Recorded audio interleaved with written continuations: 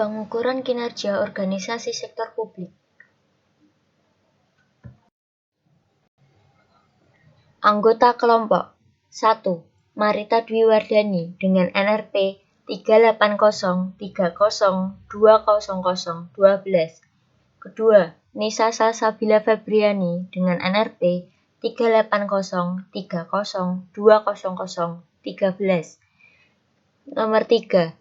Pipit Anggraini dengan NRP 38030200014. Berikut adalah contoh pengukuran kinerja dalam organisasi atau sebuah perusahaan. Kinerja kantor pemadam kebakaran sering dinilai hanya dari aspek input dan output.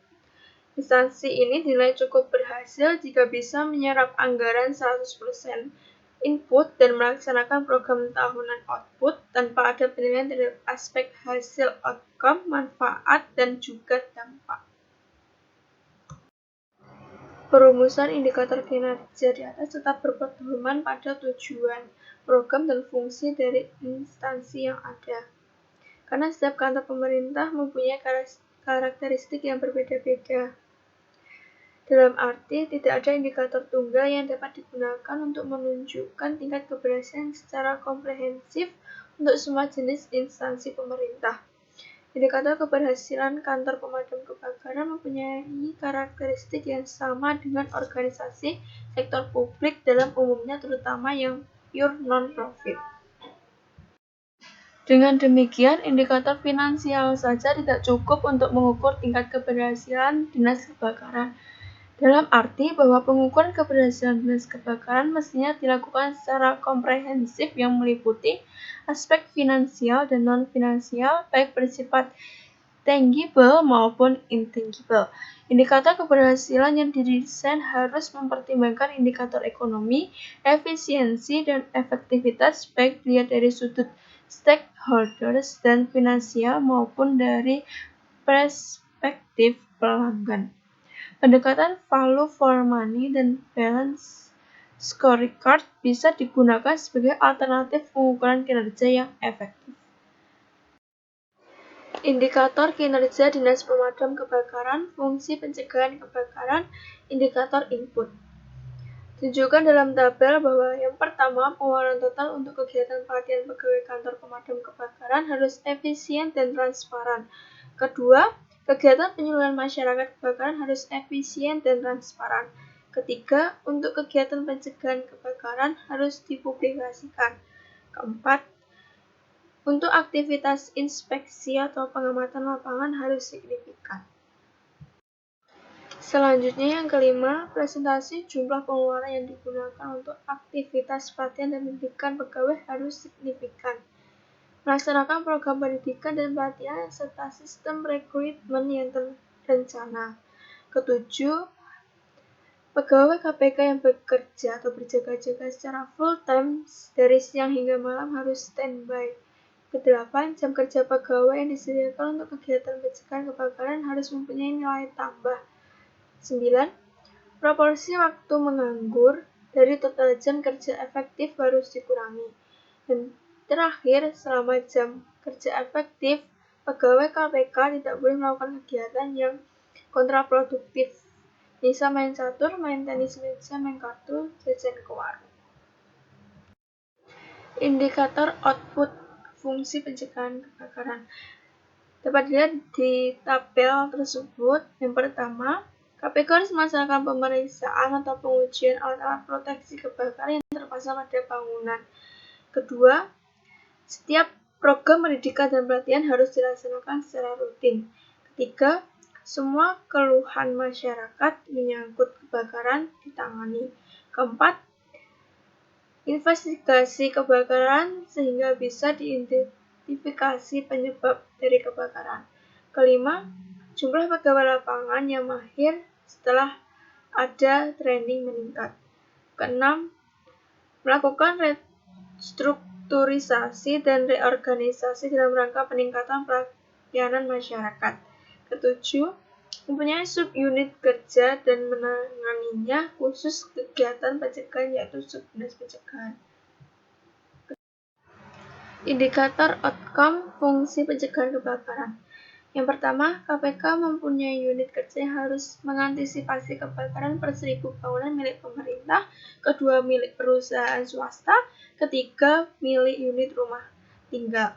Keempat, KPK harus mengadakan intensifikasi pemeriksaan alat-alat pemadam kebakaran yang ada pada masyarakat.